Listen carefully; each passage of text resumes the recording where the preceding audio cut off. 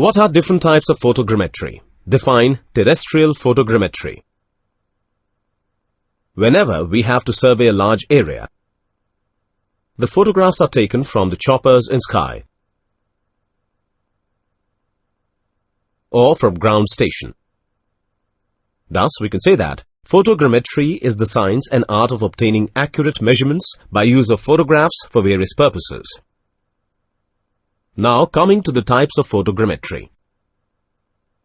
There are two types of photogrammetry: aerial photogrammetry and terrestrial photogrammetry.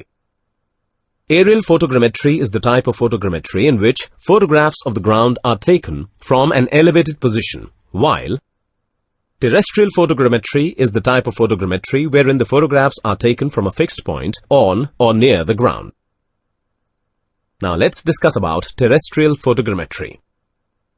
It is the branch of photogrammetry wherein photographs are taken from a fixed point on or near the ground.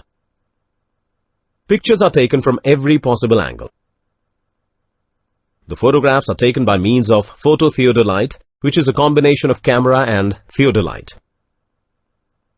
Maps are then compiled from the photographs. The related term is